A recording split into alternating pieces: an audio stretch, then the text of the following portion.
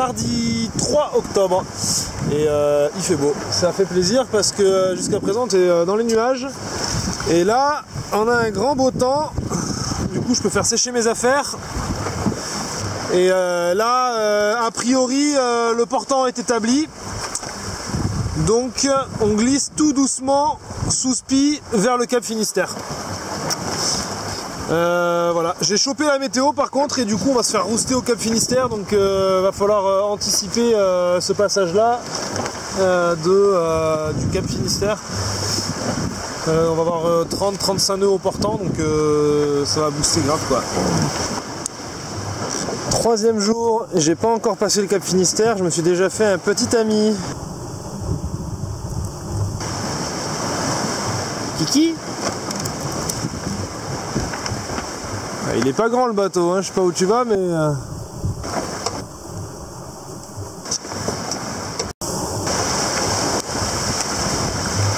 Passage du Cap Finistère. On est toujours entre 10 et 13 nœuds, quoi.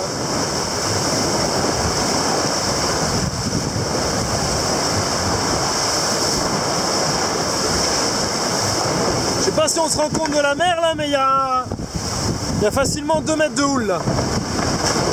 Ben voilà, on apprend à barrer avec la houle. Et c'est bien bourrin.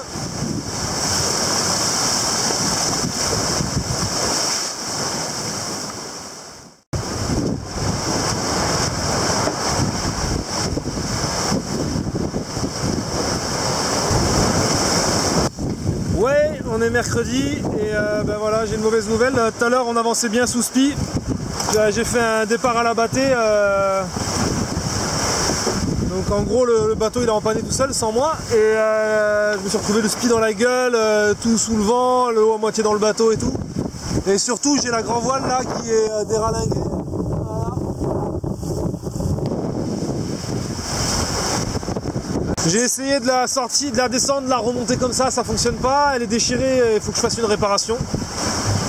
Et ben on va essayer de faire ça bien pour reprendre la route au plus vite rapidement.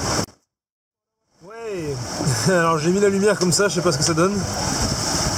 Je viens de faire une réparation, j'espère que c'est bon, que cette fois-ci c'est la bonne et que le grand voile va tenir jusqu'aux Canaries et qu'on va pouvoir glisser sous spi. Je suis assez fatigué là. Les 2 premiers jours ont été vraiment intenses. Là. Mais là, la mer a l'air d'être plus calme, on a 17 nœuds de vent, ça a l'air cool, donc je vais renvoyer un petit spi tranquille et puis on va essayer de reprendre un rythme de course.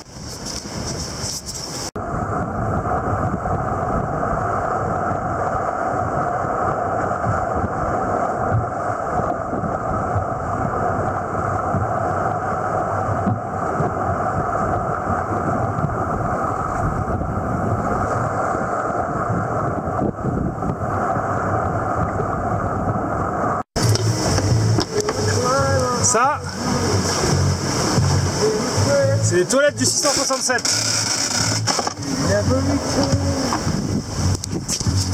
Le seau à caca du 667. Collector, mec. François Gabard a fait caca dedans. Il y a des petites traces. Tu vois, ça c'est Ludo Méchin, ça. Ludo Méchin, il faisait des petits caca. Petit caca blanc comme ça là. Ouais, collector mec.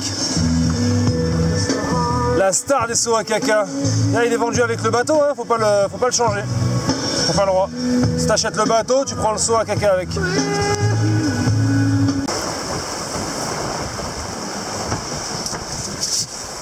Ben voilà, on est jeudi 5. Vous vous demandiez s'il faisait beau au large du Portugal. Et ben non. Voilà. Une journée qui sert à rien.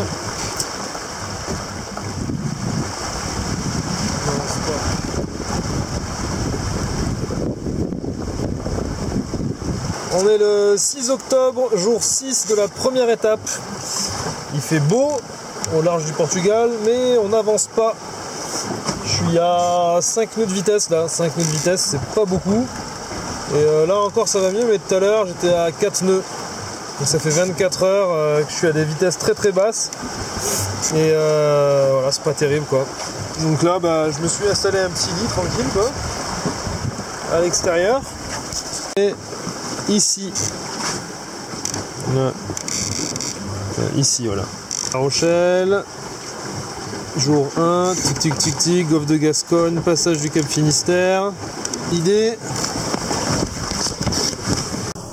c'est d'arriver aux Canaries ici. Donc là, il reste encore 600 000 à faire.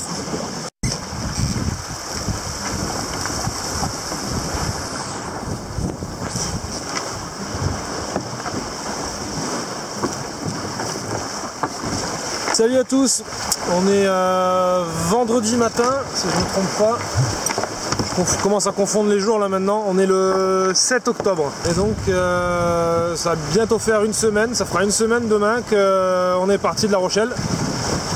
Et on est encore loin du but parce qu'il me reste un peu plus de 500 000 à parcourir là. Donc les prévisions du début de 8-9 jours seront certes pas réalisées, donc par personne, hein, parce que je pense que là tout le monde est dans la molle. On a vraiment très peu de vent.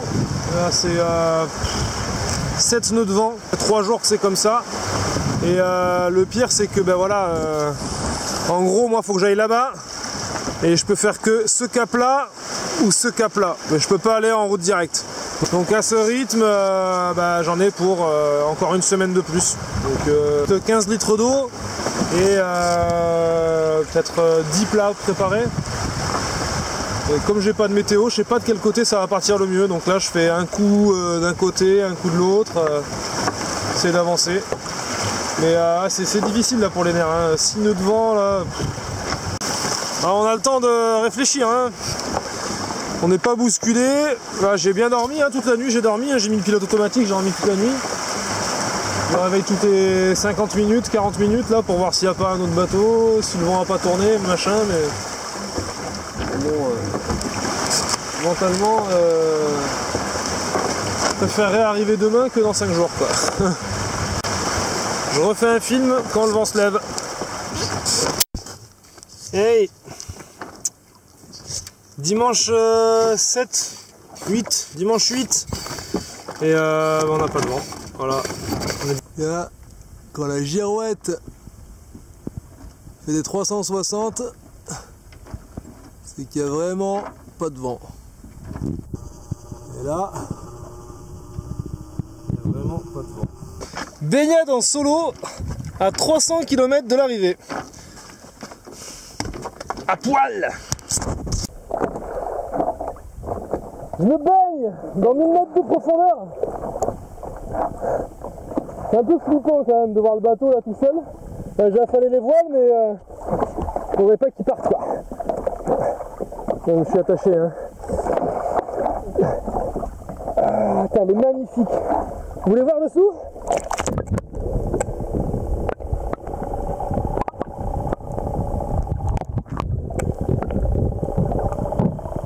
J'espère juste qu'il n'y a pas un dauphin qui va venir m'attraper l'asticot quoi. Elle est super bonne.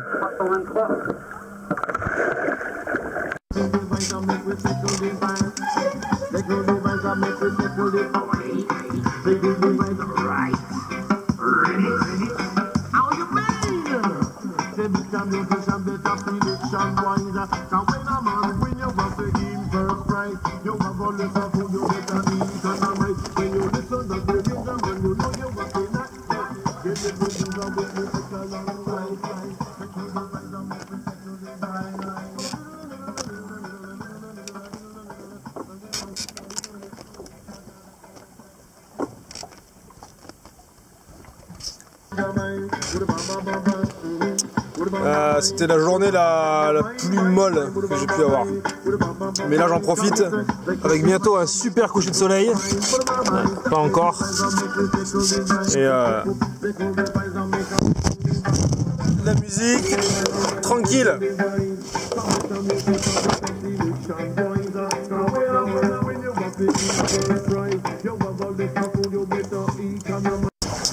Oui, on est le 11 11 octobre et voilà, c'est a priori le dernier jour avant l'arrivée aux Canaries. Et voilà, je suis un peu dégoûté parce que ça fait 2 jours là qu'on est en train de chipoter dans le petit temps. Et hier je suis resté bloqué dans la pétole, mais vraiment. J'ai passé toute la nuit là bloqué, pas de vent, rien du tout, à essayer d'envoyer les voiles, à pas avancer d'1 centimètre toute la nuit.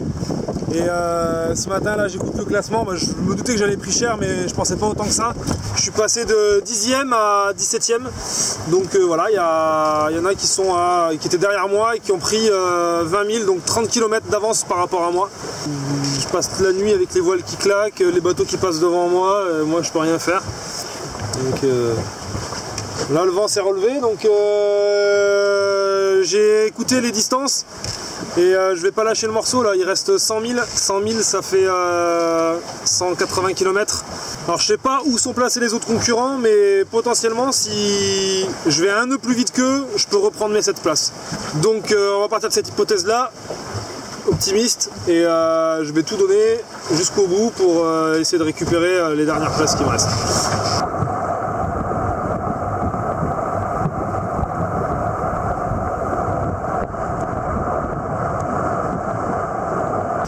Octobre 2017 et j'ai l'honneur de vous annoncer que nous arrivons aux Canaries, Las Palmas de Gran Canaria.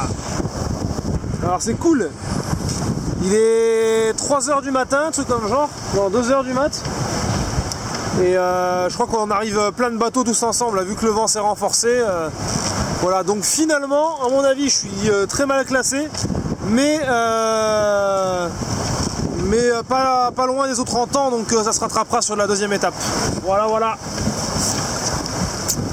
Trop bien, enfin la terre.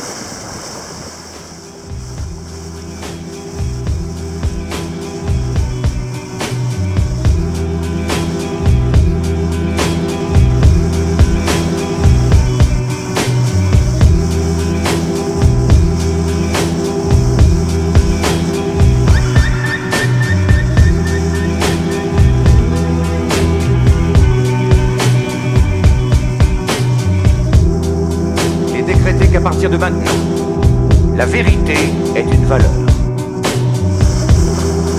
Il est décrété qu'à partir de maintenant, la vie est une valeur.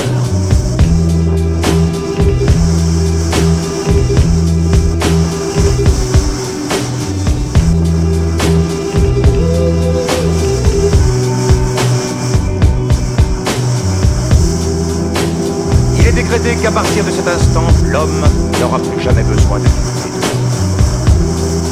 que l'homme aura confiance en l'homme, comme le palmier se confie au vent.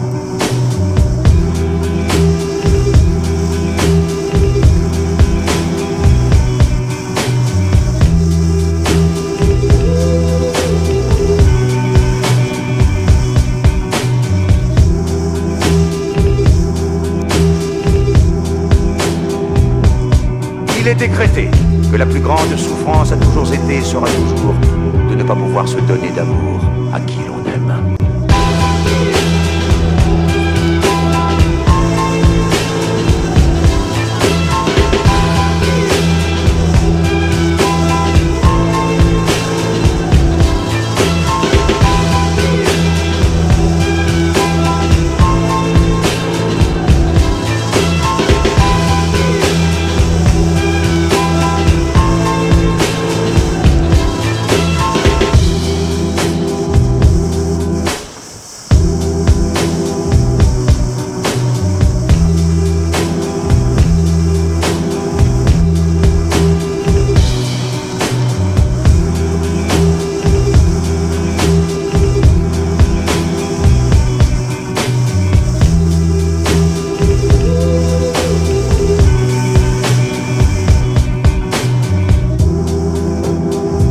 Il est décrété qu'il ne sera plus jamais nécessaire d'user de la cuirasse du silence ni de l'armature des mots.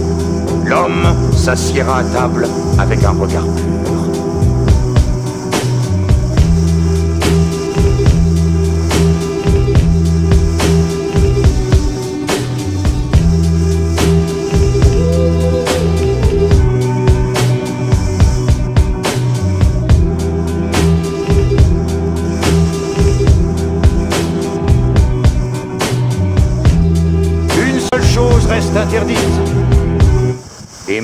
sans amour.